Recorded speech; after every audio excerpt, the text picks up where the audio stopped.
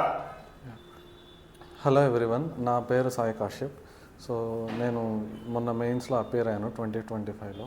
So నా optional వచ్చి anthropology. So నేను ఆంథ్రోపాలజీకి ఆప్షనల్గా చూస్ చేసుకోవడానికి నా మెయిన్ రీజన్ ఏంటంటే, ఆంథ్రోపాలజీ ఎప్పుడు కూడా it's partly humanities and partly science.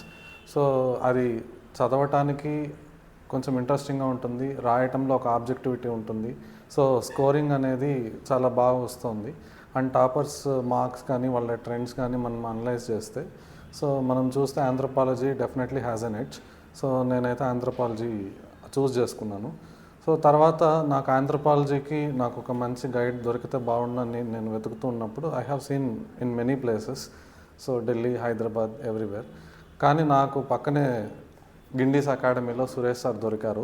So నేను సురేష్ సార్ని అప్రోచ్ అవ్వటంకి మెయిన్ రీజన్ ఏంటంటే, సో ఆంథ్రోపాలజీ అనేది ఖచ్చితంగా ఒక టెక్నికల్ సబ్జెక్ట్. టెక్నికల్ సబ్జెక్ట్ని డీల్ చేసేవాళ్ళు అందులో ఖచ్చితంగా అకాడమిక్గా ట్రైన్ అయ్యి దాంట్లో కంటిన్యూస్ జర్నీ ఉన్న వాళ్ళు అయితే నాకు కొంచెం బాగా గైడ్ చేయగలరు. అండ్ యూపీఎస్సీ ఎగ్జామ్ డిమాండ్కి నన్ను ఎగ్జాక్ట్గా maybe to the nearest edge నన్ను తీసుకెళ్ళగలరు అనేసి నాకు ఒక నమ్మకం వచ్చి, సో నేను సురేష్ సార్ని అప్రోచ్ అయ్యాను. సో సార్ని అప్రోచ్ అయిన తర్వాత ఏంటంటే కంటిన్యూస్గా గైడ్ చేయడం మొదలుపెట్టారు. ఇనిషియల్గా మెటీరియల్ ఇవ్వటం కానీ, సో తర్వాత నాకు బాగా అనిపించిన విషయం ఏంటంటే, సార్ కరెంట్ అఫైర్స్ నుంచి ఎలా ఎగ్జాంపుల్స్ని తీసుకుని అది ఆ ఆన్సర్స్లో పెట్టి అది ఎంత అప్ టు డేట్ ఆన్సర్స్ రాయాలి అన్నది సార్ నాకు నేర్పించారు యాక్చువల్లీ. ఫర్ ఎగ్జాంపుల్, ఈ బోయింగ్ క్రాష్ అయింది ఈ అహ్మదాబాద్లో. సో ఆ ఎగ్జాంపుల్ని తీసుకెళ్ళి ఫోరెన్సిక్స్లో పెట్టడం, ఫోరెన్సిక్ ఆంథ్రోపాలజీ ఆన్సర్స్ రాసినప్పుడు అది పెట్టడం. సో ఇలాంటి up to date everyday news పేపర్ని తీసుకెళ్ళి ఆన్సర్ పేపర్లో పెట్టడం అన్నది సార్ నాకు కొంచెం బాగా ట్రైన్ చేశారు. అండ్ నా మైండ్ కూడా దానికి స్లోగా ట్యూన్ అయింది.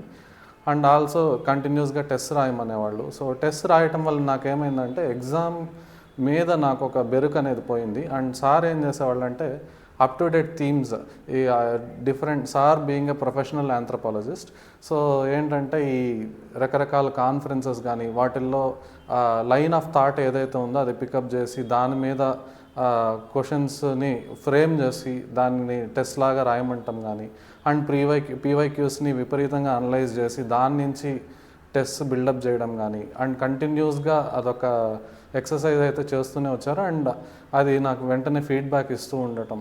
సో దానివల్ల ఏంటంటే నా ఆన్సర్స్ ఎప్పటికప్పుడుకి నేను ఫస్ట్ రాసిన టెస్ట్కి లాస్ట్ రాసిన టెస్ట్కి they were totally different, presentation wise కానీ ఏదైనా కానీ.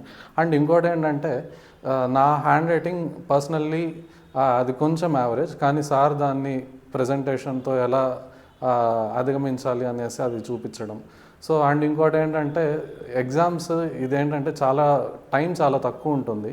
సో 90 డేస్లో మెయిన్స్కి, ప్రిలిమ్స్ టు మెయిన్స్ ఆ రేస్ పరిగెత్తడం ఏదైతే ఉందో సార్ నాకంటే ఎక్కువ కష్టపడ్డారు చెప్పాలంటే.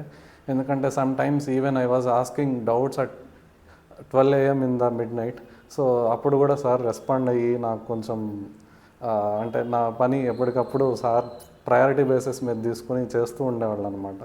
సో మేబీ నాకు ఈ జర్నీలో సో నేను సార్ని అప్రోచ్ కావాలనుకొని ఈ డెసిషన్ ఏదైతే తీసుకోవడం, I think I have made a very right decision and I recommend everyone.